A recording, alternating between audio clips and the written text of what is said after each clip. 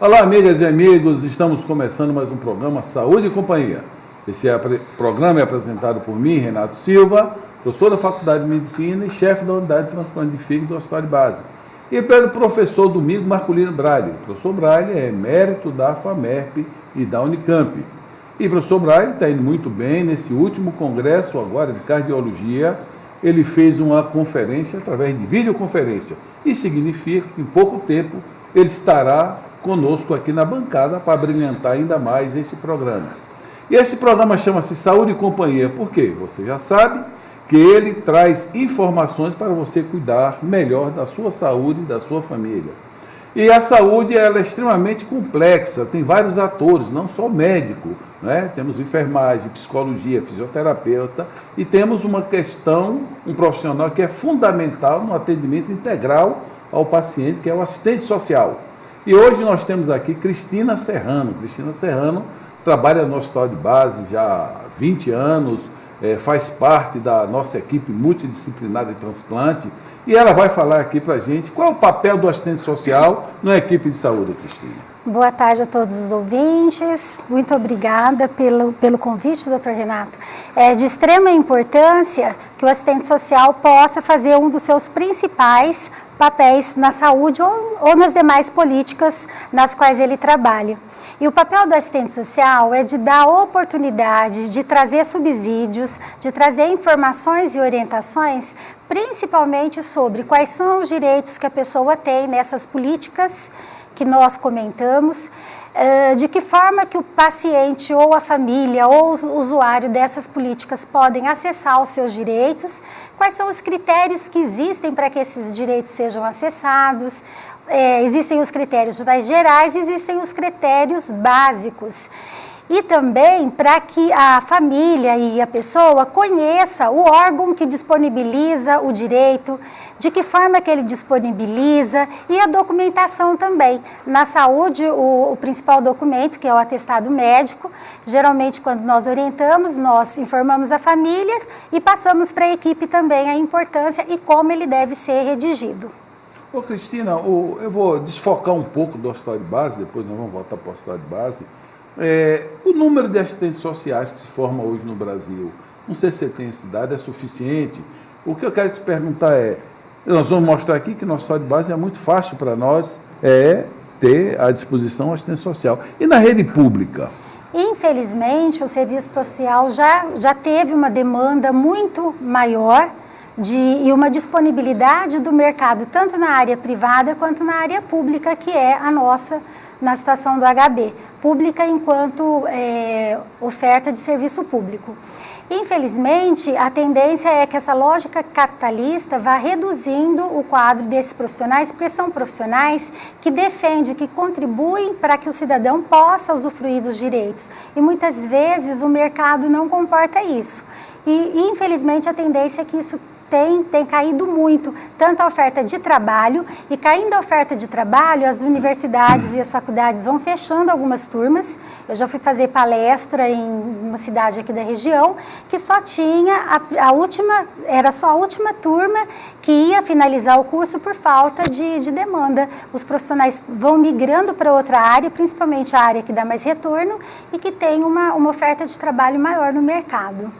Então, o que você está querendo dizer é que o número de assistentes sociais que estão formando estão diminuindo, consequentemente, por lei de oferta e procura. Exatamente, reduzindo infelizmente. Inclusive, a gente passa nesse momento, é um processo histórico na política do INSS, a política previdenciária, onde o assistente social já foi um profissional de extrema importância e por conta desse mercado, dessa lógica neoliberal, capitalista, a tendência é que as agências estão reduzindo a quantidade de profissionais e até colocando os profissionais em outras áreas que não é aquela específica de serviço social. E isso compromete o acesso dos usuários naquilo que é um direito dele que muitas vezes o próprio serviço não disponibiliza informações, apesar da política brasileira, por conta da democracia, dizer que é extremamente importante que o cidadão tenha acesso a quais são os serviços que aquele órgão oferece e como que o cidadão faz para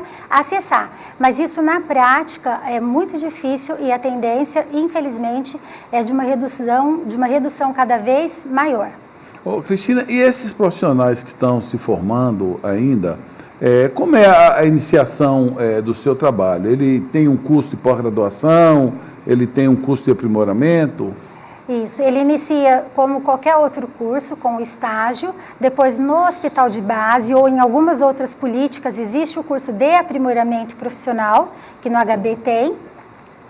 E depois do aprimoramento profissional, se a pessoa inicia no mercado de trabalho, ela pode continuar fazendo os cursos de especialização, mestrado ou doutorado, que sempre é um incremento a mais para o profissional, para entender da política, para entender de metodologia e das questões que envolvem o mundo do trabalho. Ô, Cristina, essa demanda reprimida, como é que você faz essa análise da ausência desse profissional em uma equipe multidisciplinar? Numa equipe, claro que todos os profissionais aprendem, haja vista o nosso exemplo de equipe lá no hospital, que inclusive sempre a gente comenta do orgulho que a gente tem de fazer parte de uma equipe tão engajada, tão comprometida, tanto com o usuário quanto com os demais colegas de trabalho. E, infelizmente, isso não existe em todas as políticas. Na saúde tem um histórico maior, mais amplo do trabalho em equipe. Nas outras, infelizmente, isso não é valorizado. Tanto que o exemplo do INSS, de retirada do profissional para aquilo que é a função dele, eu vejo que é um exemplo da falta de reconhecimento da importância do profissional, principalmente para a qualidade e para o acesso do usuário daquela política. Ô, Cristina, nós vamos fazer um pequeno intervalo, estamos conversando aqui com Cristina Serrano. Eu vou deixar uma pergunta, Cristina, para você. Não existe nenhuma obrigatoriedade legal de você compor um serviço de saúde, incluindo o assistente social. Mas nós vamos para um pequeno intervalo, você vai responder no próximo bloco. Por favor, não mude de canal.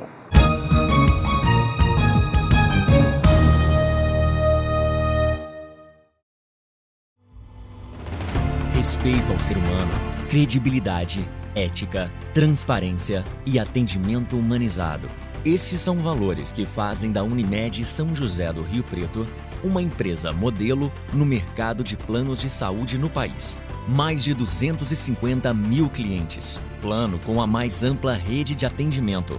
1.400 médicos. Primeira cooperativa do sistema Unimed a conquistar o selo de acreditação em qualidade concedido pela ANS e atualmente reacreditada com nota máxima. Uma das 150 melhores empresas para se trabalhar. Pronto atendimento adulto e infantil. Unidade de vacinação. Farmácia. Central de quimioterapia. Centro de infusão. Unimed Lar, Clínica Lar, Medicina Preventiva, Núcleo de Atendimento Multidisciplinar e Central de Vendas com escritórios em Rio Preto, Jales, Olímpia e Mirassol. Tudo em um ambiente que conta com total sustentabilidade social e ambiental. A vida é feita de planos e o nosso é sempre estar ao seu lado. Cuidar de você. Esse é o plano. Unimed São José do Rio Preto.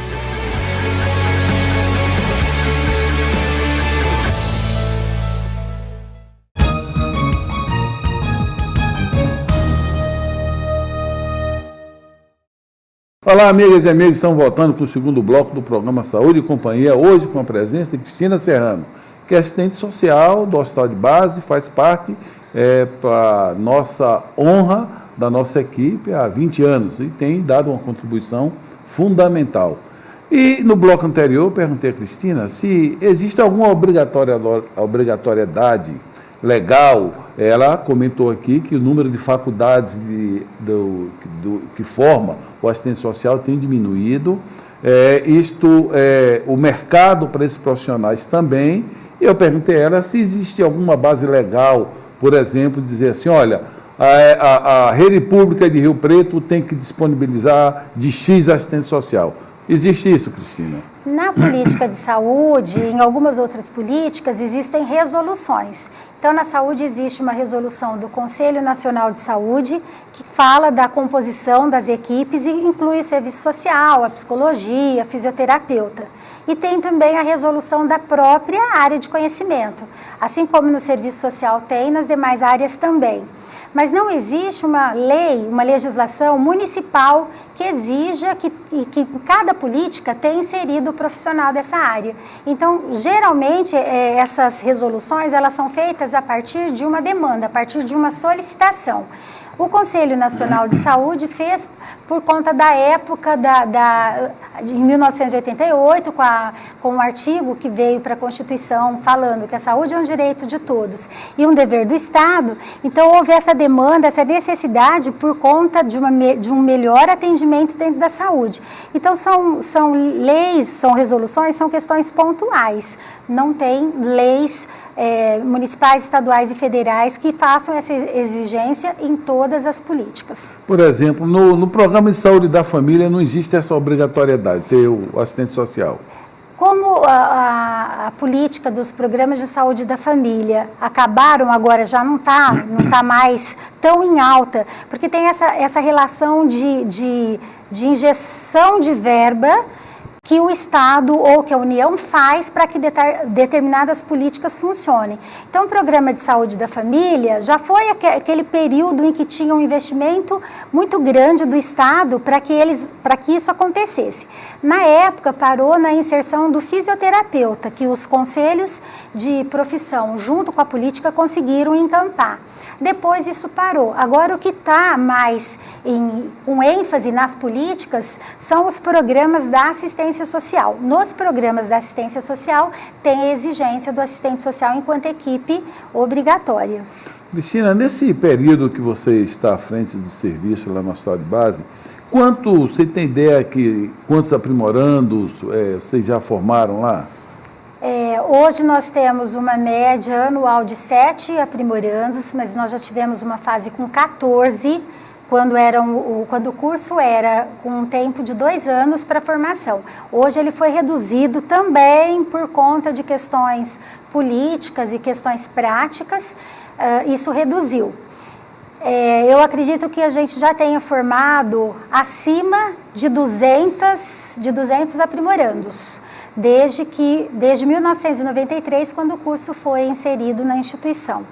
E o período de graduação na faculdade, são quantos anos? 4 anos. E aprimorando entre 1 e 2 anos?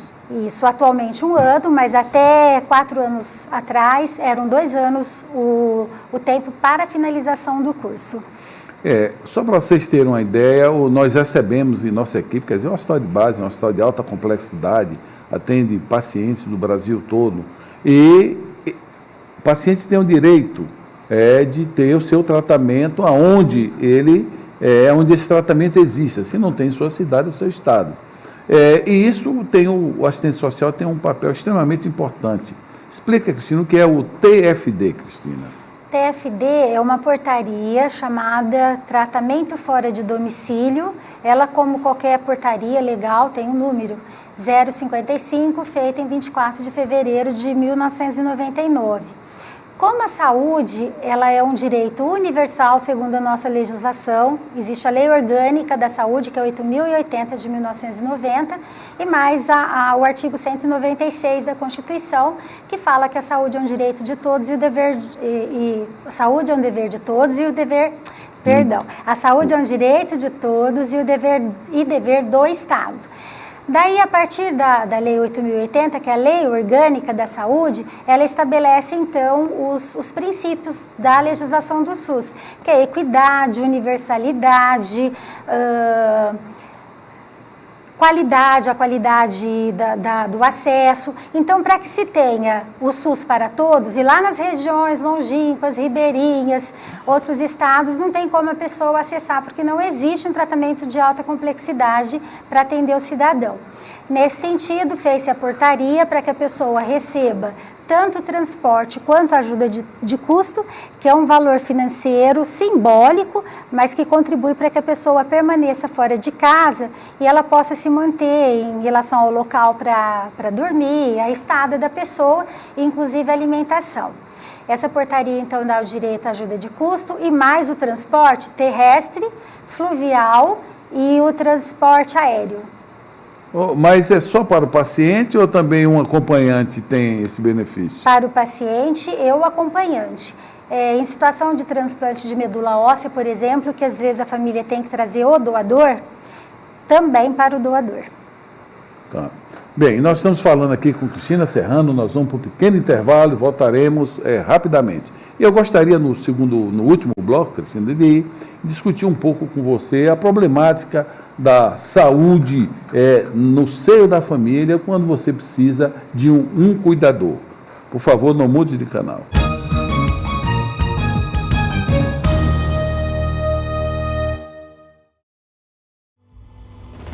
Respeito ao ser humano, credibilidade, ética, transparência e atendimento humanizado. Esses são valores que fazem da Unimed São José do Rio Preto uma empresa modelo no mercado de planos de saúde no país. Mais de 250 mil clientes. Plano com a mais ampla rede de atendimento. 1.400 médicos. Primeira cooperativa do sistema Unimed a conquistar o selo de acreditação em qualidade concedido pela ANS e atualmente reacreditada com nota máxima. Uma das 150 melhores empresas para se trabalhar. Pronto atendimento adulto e infantil. Unidade de vacinação. Farmácia. Central de quimioterapia. Centro de infusão. Unimed Lar. Clínica Lar. Medicina preventiva. Núcleo de atendimento multidisciplinar. E central de vendas com escritórios em Rio Preto, Jales, Olímpia e Mirassol. Tudo em um ambiente que conta com total sustentabilidade social e ambiental. A vida é feita de planos e o nosso é sempre estar ao seu lado. Cuidar de você. Esse é o plano. Unimed São José do Rio Preto.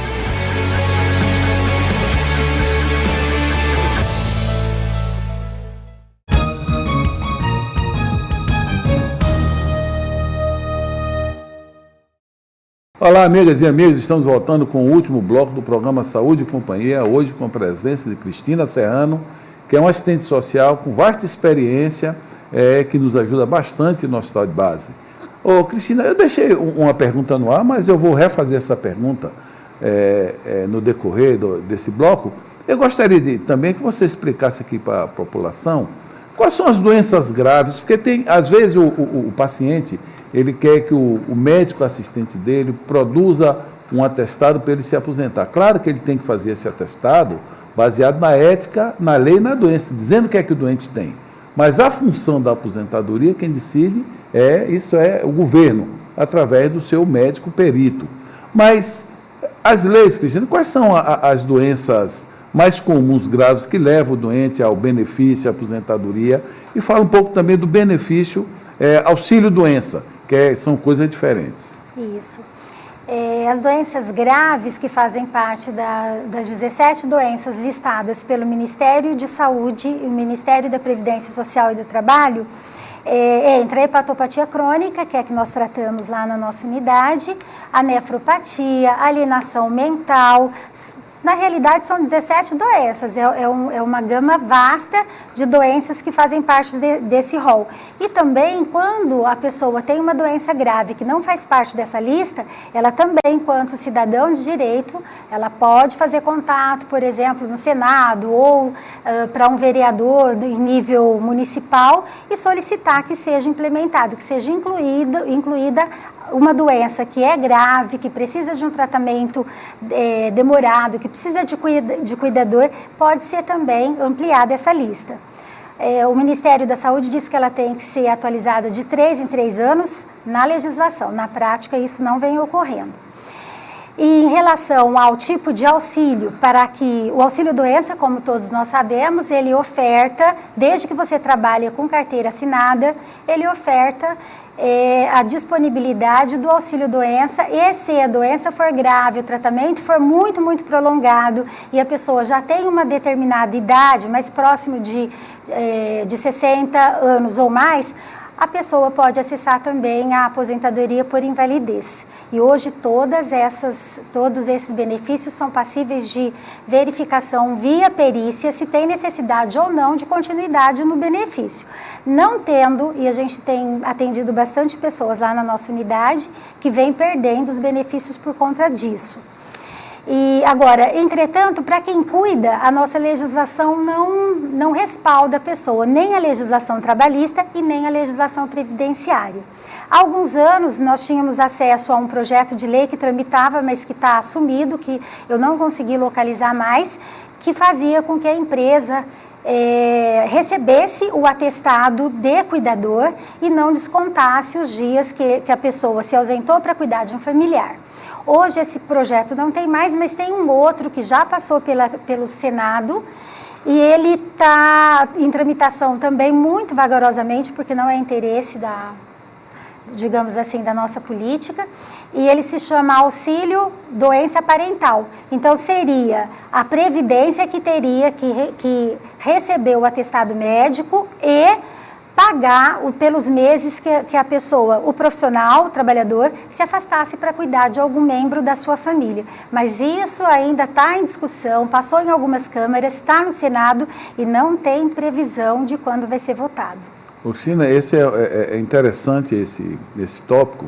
Eu gostaria de voltar um pouco aqui a pergunta anterior. O auxílio-doença, sem ser aposentadoria, existe um tempo determinado, por exemplo, olha, esse auxílio-doença só pode ser por 3 meses, 4 meses, 5 meses? Pela legislação previdenciária, desde que o perito conheça, porque o que a gente observa na prática? Que muitas vezes o profissional desconhece a legislação do próprio serviço no qual ele presta o serviço para o cidadão. A orientação previdenciária hoje é de 6 meses para doenças crônicas, no mínimo. Mas o perito tem autonomia para estabelecer 8 meses, 2 anos. Períodos mais curtos, menos de 2 anos, é mais indicado o auxílio-doença. Acima de 2 anos é indicada a aposentadoria por invalidez, que também pode ser emitida para 2, 4, 6, 10 anos ou por tempo indeterminado, dependendo também do histórico social e da condição de saúde do paciente. Quer dizer, existe uma orientação básica, mas o perito é que é a autoridade para decidir, ele tem a sua autonomia. Isso. Agora, voltando, Cristina, ao auxílio-doença parental, esse é um tema, imagine que você, de repente, tem alguém doente em tua família, você é o cabeça do casal, você precisa cuidar dessa pessoa doente e, para isso, você vai ter que deixar de trabalhar. Isso é um problema extremamente grave. É daí que vem a ideia do auxílio-doença parental, ou seja, você emitir um atestado que essa pessoa precisa se ausentar do trabalho para ser, na realidade, um cuidador. Não é? É isso que o projeto de lei defende. Isso, exato. Porque o que ocorre é que é aquilo que na prática já acontece. Inclusive, esse projeto ele foi elaborado a partir de, provavelmente, o parlamentar que criou o projeto, de ter observado que, na prática, muitos trabalhadores entravam com ação judicial para ter o direito a cuidar sem mexer na remuneração mensal. Então, a jurisprudência, os juízes que julgavam as ações, geralmente davam parecer favorável para o cidadão e forçava a empresa a não descontar da folha de salário do pagamento da pessoa aquele período. E para as doenças crônicas, esses períodos muitas vezes se estendem a 3, 4 meses, ou às vezes um mês agora, que o paciente está mais crônico, mais debilitado, mas daqui a pouco ele melhora, de repente no histórico do tratamento dele piora de novo, aí tem essa necessidade novamente e às vezes, muitas vezes o cidadão entrava com a ação judicial e o juiz dava parecer favorável. Provavelmente foi isso que motivou a elaboração desse projeto de lei. Você acha que ele tem um impacto importante na sociedade? Porque o grande problema da saúde, todos nós sabemos, né? O dinheiro que vai para a saúde é pouco, né? Nós sabemos disso, nós investimos menos do que a Argentina, mas a saúde ela só gera despesa, né? Ela gera despesa e tudo que a gente incorpora na saúde vai aumentar custo. Então, mas é preciso que esse dinheiro, o dinheiro que existe da nação, o dinheiro de imposto, que tenha um investimento maior para cuidar do bem maior de nós todos, que é a saúde. Cristina, se você, inclusive existe no Código de Ética um CID para a gente dar oficialmente a pessoa que não está doente, que está acompanhando essa pessoa sã. Cristina, você com essa experiência de 20 anos, mais de 20 anos, atendendo a alta complexidade, orientando as pessoas, mostrando os seus direitos, qual é a reflexão que tu faz da tua profissão? Qual é o ponto assim que, aquele dia que você vai para casa e deita assim, diz, contribuir? O serviço social tem uma importância extremamente grande porque ele associa um pouco do conhecimento do direito, que faz parte da formação do assistente social, bastante da concepção do que é ser cidadão, do que é ser sujeito de direito, e ele também estuda bastante as políticas públicas. E as políticas públicas, ela tem uma referência de cidadania, de democracia muito ampla, que na prática a gente vê que uma boa parte daquilo que está na legislação não consegue ser implementado na prática profissional, e bastante por falta de conhecimento. Então, às vezes, a gente atende usuários lá na unidade que tem um advogado, que foi orientado pelo advogado, ou às vezes que procurou o INSS, que o profissional do INSS dá informação que não está coerente com a lei. Então, nosso papel é extremamente importante no sentido de contribuir para que o cidadão avalie se a informação que ele tem de fato procede, tudo dentro da legislação. Então, nosso computador trabalha bastante lá na sala. Vira e mexe, a gente entra na legislação. Site do Planalto é extremamente importante a população saber. O site do Planalto é o site que tem que ser pesquisada, a lei, porque a lei no nosso país ela é muito dinâmica, ela alterna muito mesmo. Então, quando muito rápido, muitas vezes. Então, você tem que consultar no site do Planalto, porque você tem a legislação atualizada, se não for diariamente, pelo menos semanalmente. Então, é extremamente importante a gente não ter essa consciência de que porque foi um profissional dentro do órgão que te deu essa informação e nem sempre essa informação está coerente e nem sempre essa informação bate com o que a legislação coloca. Daí é uma assim, das importâncias. Eu poderia colocar muitas outras importâncias do profissional, tanto na política da saúde quanto nas demais. Agora, outra importância é o olhar humano. Outro dia, eu levei uma demanda para o senhor, que o senhor recebeu prontamente, e a gente, com um olhar humano, porque a política, se a gente vai ler lá a Lei Orgânica da Saúde, ela é extremamente cidadã, ela é extremamente humana, mas ela não é cidadã e humana porque ela é boazinha, não é. É porque no nosso estado falta política de trabalho, falta política previdenciária adequada com a nossa demanda, falta política de saúde, apesar de alta complexidade, ter um investimento altíssimo e ter profissionais extremamente capacitados para desenvolver o seu papel, mas não acontece isso, por exemplo, lá na atenção básica. Se a atenção básica funcionasse, não precisaria tanto da alta complexidade. E esses são um dos pontos, mas a gente poderia enumerar vários outros. Cristina, nós estamos chegando no final do programa. Deixa uma mensagem para o nosso telespectador, por favor. Cidadão. A melhor forma de agir enquanto cidadão é conhecendo os seus direitos e os seus deveres, é claro. Não podemos ter aquela noção de que só temos direitos. Mas temos direitos, nós enquanto população temos uma força enorme, tanto que antes de 1988 basta a gente recorrer à nossa história. A saúde ela só era direito de quem trabalhava com carteira assinada. Hoje a legislação do SUS ela representa mundialmente a legislação mais cidadã, mais ampla, mais equânime, mais universal de todo o planeta Terra. Entretanto, na prática, a gente está vendo os desmontes da política, cada vez mais privatização das diversas políticas, inclusive da própria saúde. Então, nós temos que ficar espertos, porque foi um movimento muito grande com a população, com os profissionais em 88, que tem todos aqueles artigos da Constituição, a partir do artigo 196 até o 200, que fala do tripé da Seguridade Social enquanto direito de cidadania. Obrigado, Cristina. Com certeza vocês tiveram bastante informações e hoje nós saímos daqui mais seguro que saúde é um direito de todos nós. Paz e saúde, até a próxima semana.